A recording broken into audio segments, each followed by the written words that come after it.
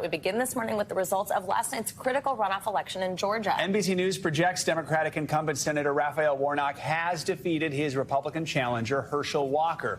The win now gives Democrats an outright 51-49 majority in the U.S. Senate and breaks that two-year 50-50 split in the chamber. Warnock's election also closes the book on the 2022 midterms while setting the tone for the future. It is my honor to utter the four most powerful words ever spoken in a democracy. The people have spoken. So I want to thank all of you as well, because there's no excuses in life. And I'm not going to make any excuses now, because we put up one heck of a fight. We have full coverage this morning. Senior political reporter for the Atlanta Journal-Constitution, Greg Bluestein, will join us in just a moment. But let's begin with NBC News correspondent Tremaine Lee on the ground in Atlanta. So, Tremaine, what was the key to Warnock's victory here, and what was different from the election we saw just a month ago? Good morning, Joe and Savannah. Well, first of all, you didn't have a third-party candidate siphoning off thousands of votes. You didn't have a popular incumbent governor, Brian Kemp, energizing the base of Republicans here.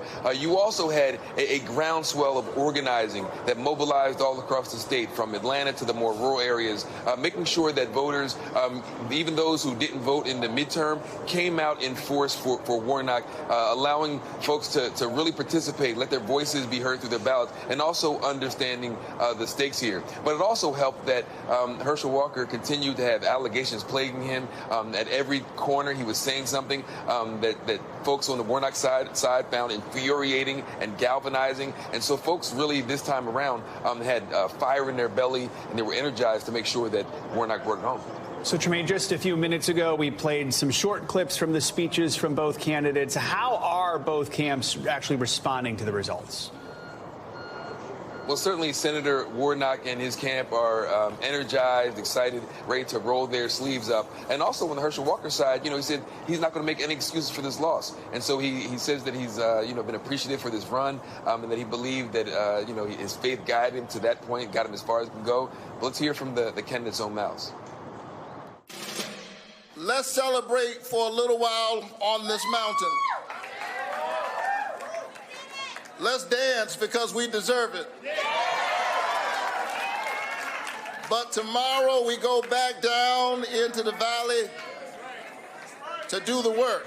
As I said, we can't blame no one, because I want you to continue to believe in this country, believe in our elected officials, and most of all, stay together. Don't let anyone separate you. Don't let anyone tell you that we can't, because I'm here to tell you we can. Certainly, both the winner and the unsuccessful candidate will be taking a breath today. But as Warnock said, he's ready to get back to work in Washington. Tremaine, we saw record turnout for early voting in this one, and we knew it was going to be a close race. But what did people you were speaking with tell you was most important in determining who they were going to vote for? Joe, what's interesting is there were some of the obvious policy issues, and people have their own policy priorities. But it really came down to candidate quality and values. Those folks I talked to here in Metro Atlanta mostly were Warnock supporters who found, Herschel Walker as a uniquely unqualified candidate. So they wanted to get behind Senator Warnock to express, the kind of person and politician and whose values represent them. They wanted to send him to Washington, where, as for Herschel Walker, they were just almost offended by his mere candidacy. All right, Tremaine Lee. Tremaine, thank you so much. Let's now bring in AJC senior political reporter Greg Bluestein. Greg, thanks for being with us on this morning. So just first, what were your big takeaways from last night? Well, first, of course, Herschel Walker was a flawed candidate. He had all sorts of problems that energized Democrats. But at the same time, Senator Warnock had to run an effective campaign, a disciplined message to win, and he did that.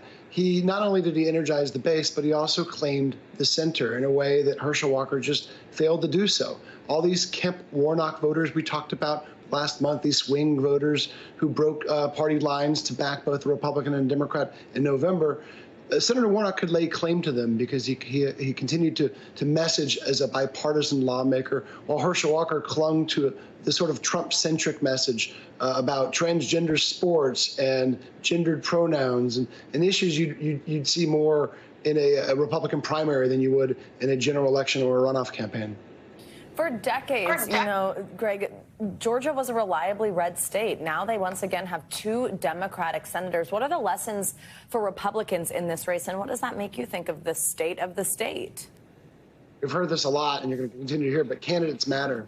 And Georgia voters prove that they're willing to look past party lines to vote for a candidate they think is just a better candidate. And of course, it was close. And no matter what, in Georgia and in many other states, Republicans and Democrats are going to get a baseline of mid-40s to high 40s. And that's what you saw in this race. There was a tremendous number of conservatives and just Republican-leaning voters who held their nose and voted for Herschel Walker, despite telling reporters, telling us that they had issues with him. But at the same time, Senator Warnock was able to galvanize his base and go to the middle and win enough, just enough to get over the finish line. Absolutely. Greg, what were the issues that resonated with voters in this race? You know, there are such huge policy divides between the candidates on just about every issue, from abortion to guns to the economy. But, you know, when it came down to, as Herschel Walker continued to try to make this race a national referendum on Joe Biden's approval and on Joe Biden's agenda, and of course his approval ratings here in Georgia are around the 40s, so he thought that strategy would work, while Senator Warnock made this a referendum on Herschel Walker, said he was unfit to serve, and again, that he could cross party lines. And so in Georgia, there's a lot of issues, so many different issues at this race, but I think it came down to the personal qualities of each of these candidates to so many voters. Greg Bluestein, thank you so much. We appreciate your reporting this morning. And now to a major court decision that could have serious implications for former President Trump's company. A New York jury found the Trump Organization guilty yesterday of all charges related to a 13-year criminal tax fraud scheme.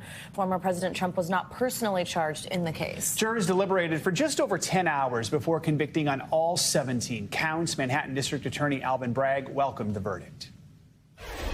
This was a case about lying and cheating, false documents to the end of evading taxes for the benefit of individuals and the corporations. They've now been held accountable in a court of law. For more on this, we're joined by NBC News correspondent Ron Allen and MSNBC contributor Chuck Rosenberg. He's a former U.S. attorney and senior FBI official. Good morning to both of you. So, Ron, let's start with you. Just walk us through the verdict here, and do we have any idea what the sentence could be? The sentence could be as much as $1.5 million. Remember, this is a corporate entity that was found guilty, not individuals. And the penalty is not significant in the grand scheme of things when you think that this is a multi-billion-dollar company. And to be more precise, there were 2 companies convicted out of 500 that are the Trump Organization. But this is Donald Trump's family business. It bears his name. It's the company that made him everything that he is before he became president. So it's a huge mark on his reputation and the company's reputation. And his political opponents are going to try to use this against him. And, of course, the charges were tax fraud, essentially, and falsifying business records. There was a scheme that went on for more than a decade where there were top executives like Alan Weisselberg, whose name we've heard a lot, who were receiving millions of dollars in off-the-book payments for grandkids' tuition, for luxury apartments and cars and all kinds of perks, and getting a tax advantage by doing that. And the company was also benefiting by paying them in this manner and other manners. So to some extent, it's complicated because it's a tax case, but it's also pretty simple. You know, if you don't fill out your tax forms correctly, you can get audited and you can get caught. But this, of course, is much bigger than that, because there are other investigations going on that are very similar and close to this and much closer to Donald Trump himself. Election 2 years away. Yeah, exactly. Let's talk about also the wider implications here, Chuck, for the Trump Organization that this verdict holds. Could it complicate its ability to do business going forward? Sure. I think to Ron's point, there can be some reputational harm. Now, Ron also pointed out, and he's quite right, the Trump Organization has hundreds of companies, and only 2 were charged and convicted here. So significant reputational harm. But as I understand it, and Ron would probably know this better, the companies that were charged and convicted didn't hold licenses for liquor, for instance, and even if they did, I mean, a corporation could always, create new entities and use them to hold licenses. So There's significant reputational harm. They'll pay a fine of about $1.6 million. Because it's a corporation, nobody goes to jail as a result of these convictions. Mm. And I think, interestingly, and though this is not normally the case, ongoing civil investigation of the Trump organization can prove more damaging to the company than this conviction. Usually it's the other way around. Usually people fear the criminal investigation and prosecution more than the civil one.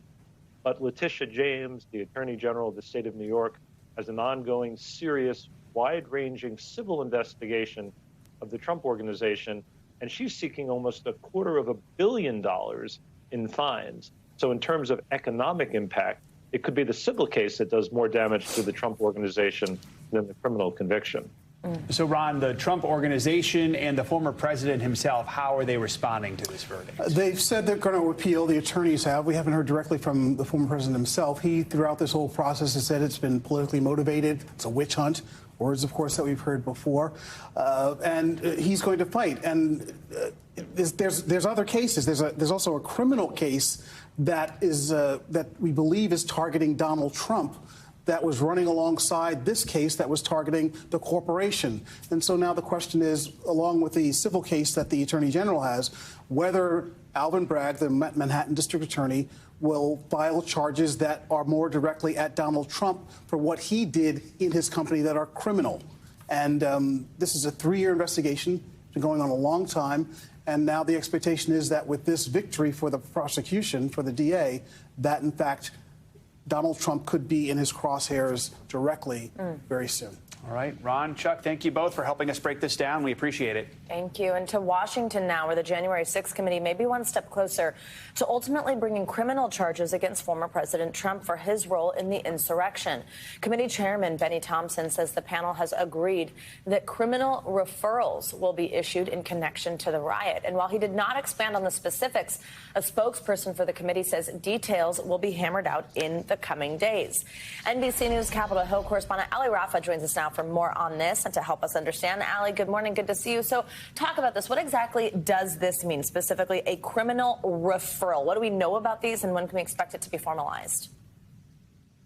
Yeah, Savannah, good morning. This was really the most direct answer that we've gotten from Chairman Benny Thompson on this question of whether the committee will issue these criminal referrals, a question that's been looming over this year-long investigation, and that's becoming even more important as we know this committee is set to dissolve its work as a panel in a little over 3 weeks now. So we know the committee met virtually last night to discuss some lingering questions over who these criminal referrals would be for. Would it be for former President Trump, those House GOP members that ignored subpoenas by this committee? Could it be for people who we've heard mentioned in those public hearings, or potentially a new person that we don't know about that could be introduced to us in the committee's final report expected before Christmas, according to Chairman Benny Thompson?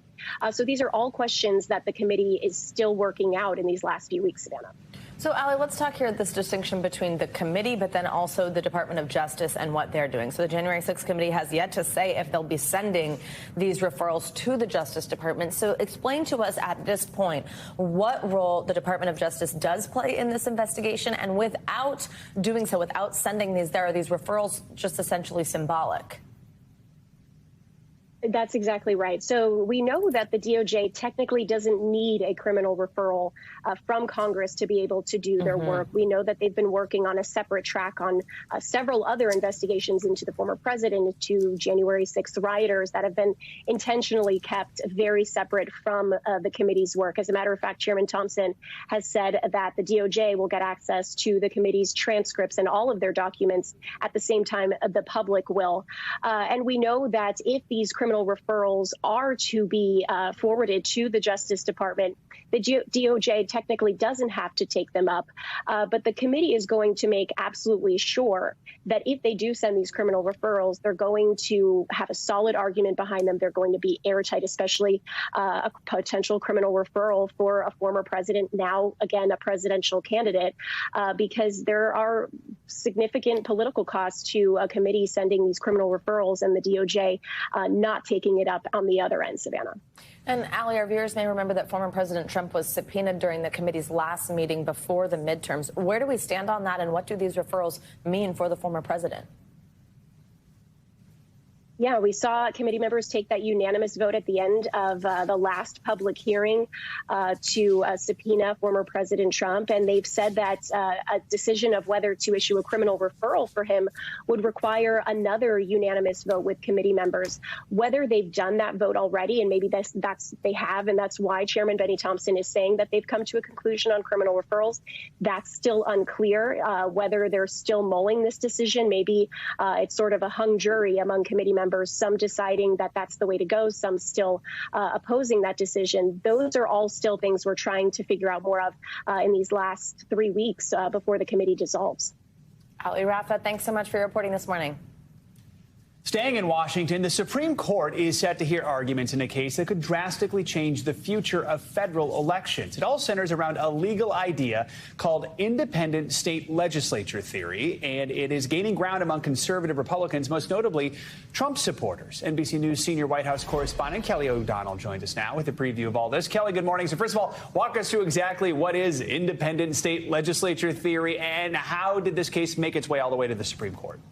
Good morning, Joe. This centers on a case involving North Carolina and how it in 2021 set its congressional map. And it was determined that that map for the districts in the state was not fair in terms of a partisan balance. And now the question is, who gets to decide that? And the theory says it is only the legislature. And that means it would cut out things like state courts or an independent commission or other voices that could bring balance if there are perhaps partisan voices in a state legislature that might rob some citizens in a state of equal protection. Those are the issues that are at play here, but it goes much bigger than what would affect just North Carolina. That is the case, but the implications are much wider. Could that have an impact on federal presidential elections, and could it change how elections are run if only lawmakers get to determine election law? Right now, we have a system which includes checks and balances, where state courts have an ability to look at a situation and say that was drawn unfairly and to make changes. So there's a lot at stake here. This is a theory that is supported by a number of conservatives, including some who are on the Supreme Court. Some of the justices have written about this in past cases, and that's why it's notable that they took this case willing to hear it today. Joe? I definitely did not learn about that theory in my poli-sci courses. So, Kelly, opponents have been vocal, saying this could cause political damage, directly threatening, they say, the future of democracy. So how might a ruling affect our elections down the road? And what else are we hearing from leaders who are in this field?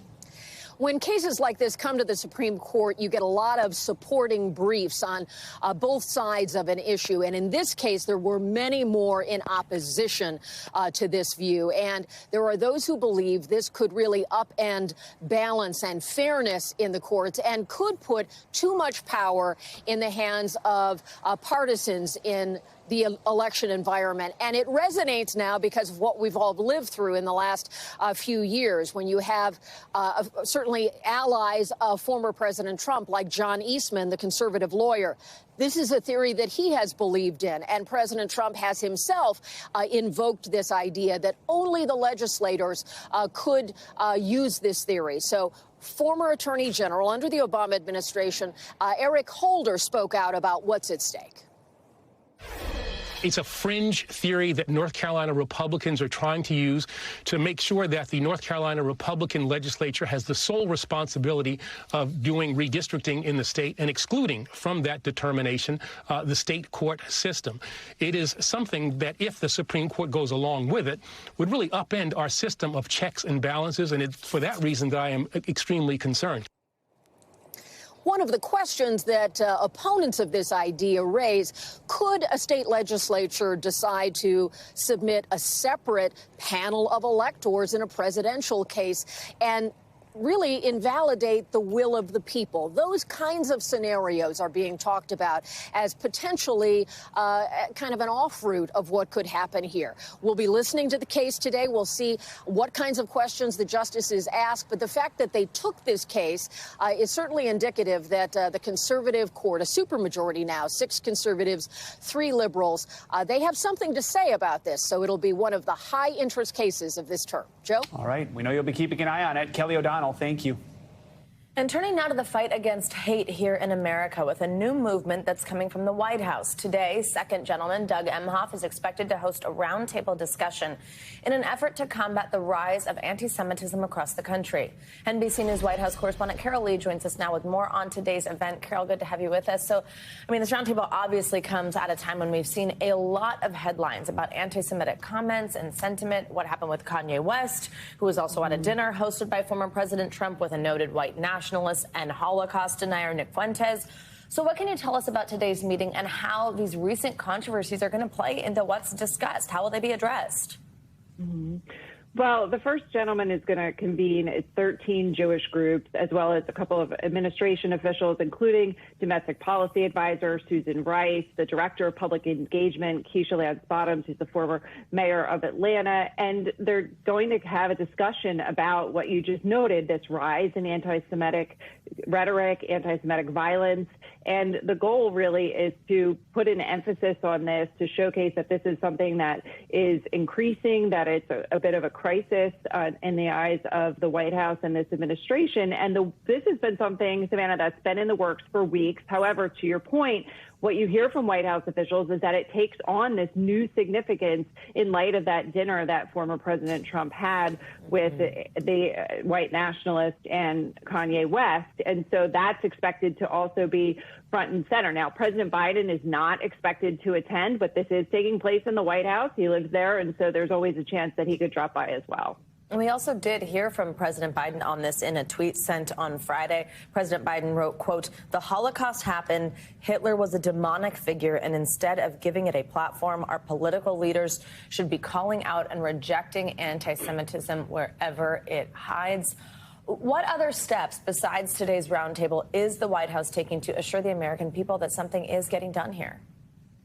Well, there's nothing that's expected to come out of this event that in terms of new policies or announcements or things like that. That's always something that could take place, but the White House hasn't previewed anything. More what they're saying is that this is an attempt to elevate this conversation, that it's important to be talking about this, and they really want to make this an issue that Americans are paying attention to because it's become such a crisis, and that those instances of violence and anti-Semitism have really escalated, Savannah.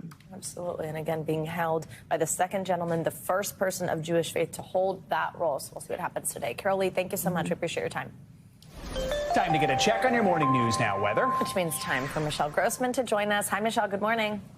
Hi there, guys. Great to see you. And we are tracking some wet weather once again on this Wednesday. It's a slow-moving system, and it's going to bring more rain today, even some thunderstorms. It's also going to bring some warm weather. So we'll talk all about it. But first, let's take a look at radar because we are tracking some heavy rain, and that will be the case throughout this Wednesday, stretching from the southern plains into the Tennessee Valley, portions of the Northeast and New England, seeing that. And again, where you see those brighter colors, that's where we're seeing the heaviest rain falling. So certainly many pockets of heavy rain. As we zoom in a little closer, seeing a little lightning strikes as well, and there is enough energy, enough warmth, enough humidity that is causing some of these thunderstorms. So for today, that very rainy pattern does continue. We'll see morning showers in the Northeast, New England. That should clear out. Still kind of a gray day, but it should be much drier. Northern New England, you're going to hold on to that a little bit longer, especially in Maine. Could even see a few snowflakes in the highest elevations of New England. Otherwise, it's heavy rain developing in the southern plains, especially in Oklahoma, Arkansas, also Missouri. Tomorrow, colder air works in on the backside of this system, so we'll see a little ice, a little snow entering into the Midwest and also the Ohio Valley. Still really warm, though, beneath that warm front. So localized flash flooding is possible once again today and also tomorrow. We have saturated grounds. We have really heavy rainfall in spots, so those two together will add to the risk of flash flooding. Friday, more downpours moving across the southeast as the system moves slowly, and then snow showers for parts of the Great Lakes as we head throughout Friday.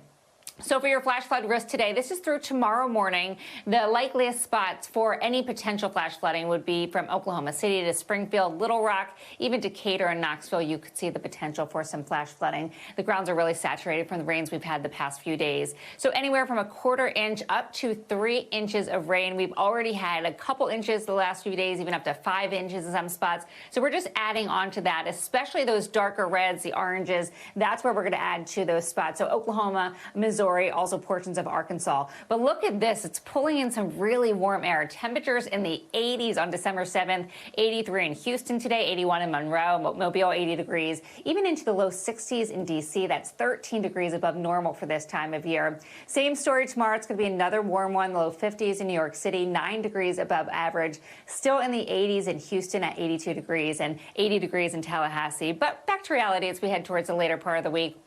New York City, you're going to be into the mid-40s, 46 by Saturday and also Sunday. So it's warm in the south, it's wet in the south. We're also in big contrast. We're looking at frigid highs in the northern plains. Temperatures only in the single digits. It's pulling down some really bitter, cold Canadian air. That's going to set the stage for some snow in the northern plains. Also watching more snow in the Rockies, parts of the Sierra Mountains, Washington, Oregon, even into Northern California. We're looking at some heavy snow, even a blizzard warning in portions of Montana. Back to you guys. All right, Michelle, thank you so much. A lot going on. Thanks, Michelle. Thanks for watching our YouTube channel. Follow today's top stories and breaking news by downloading the NBC News app.